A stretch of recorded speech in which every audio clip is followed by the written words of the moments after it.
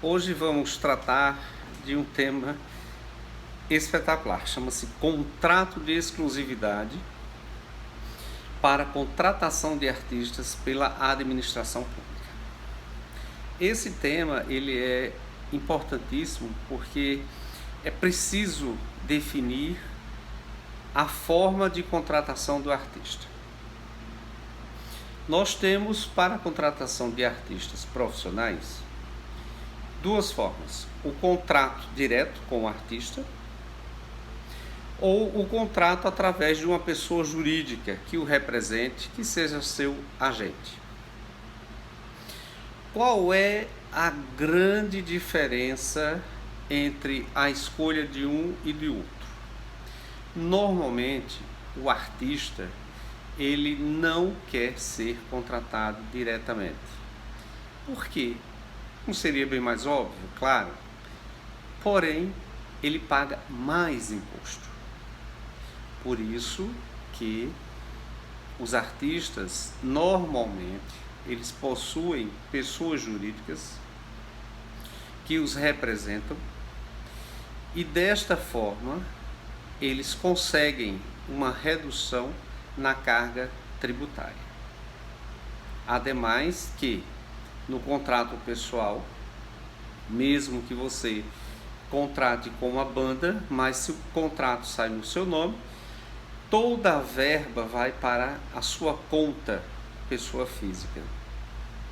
E isso também pode ocasionar um grande problema com a Receita Federal. Então, normalmente, os artistas profissionais, eles costumam ter o seu representante legal, o seu agente, que o representa nas contratações com a administração pública, com a carta, o contrato de exclusividade. Então, isso é fundamental. Porém, é preciso que a pessoa jurídica não é qualquer pessoa jurídica. Ela tem que ter como atividade fim principal ou como atividades secundárias o KNAI que proporcione a devida contratação. Vamos dar um exemplo. Um artista de teatro, um ator, a empresa que irá representá-lo tem que ter o KNAI correspondente à representação, agenciamento de ator. Músico, ele tem que ter produção musical. Então, são exemplos simples apenas para dar uma conotação de que não é qualquer empresa. Ela tem que ter no seu KNAI, que é onde tem a numeração da sua atividade, seja principal ou secundária, que possa encaixar, enquadrar com aquela possibilidade.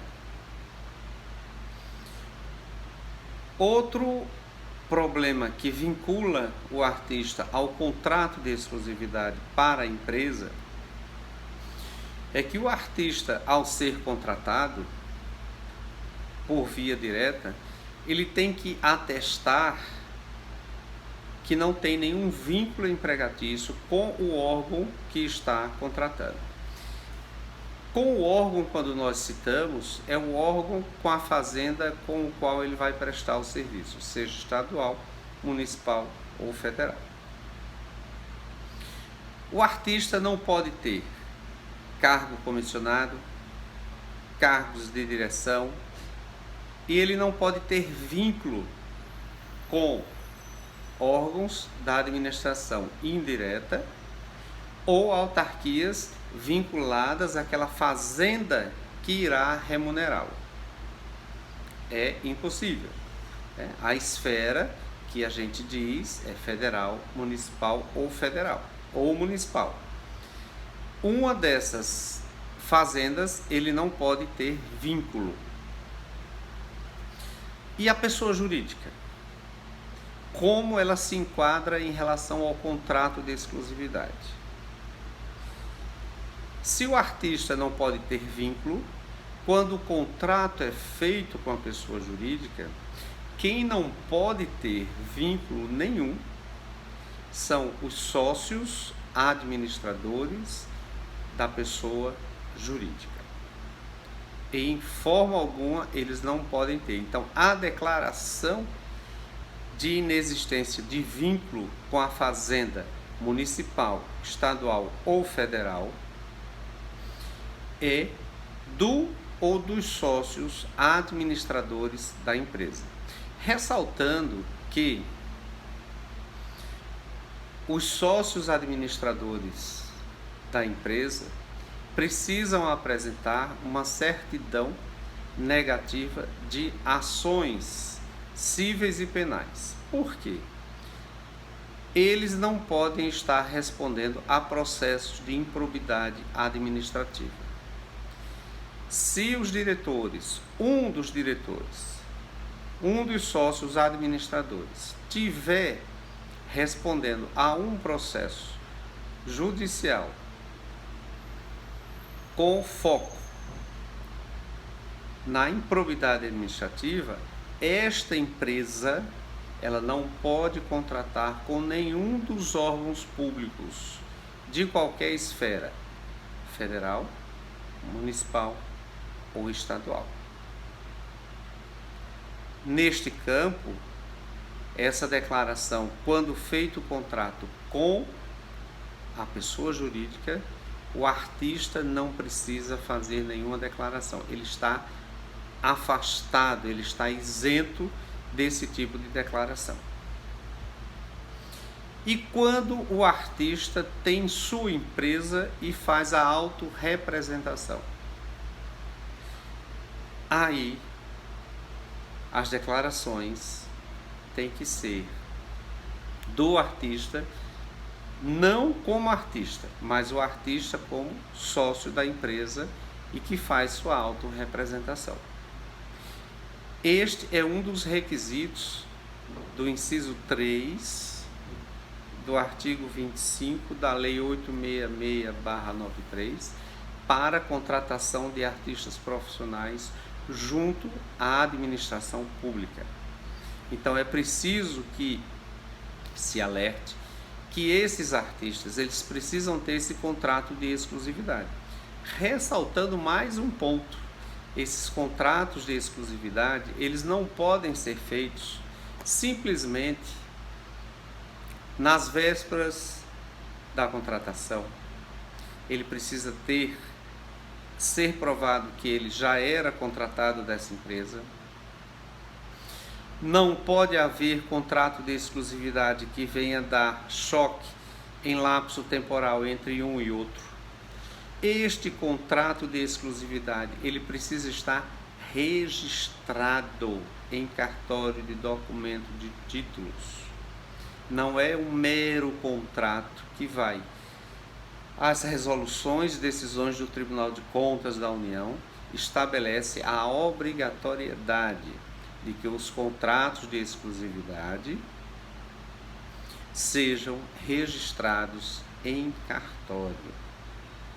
Então, isso é um dado muito importante para que não se façam contratos de exclusividade de forma aleatória, em cima dos eventos, apenas para constar, porque na pesquisa de contratação, no próprio portfólio que você apresenta, na notoriedade, podem estar ali documentos que comprovem que você já fez outros shows para pessoas, através de pessoas jurídicas, para órgãos públicos.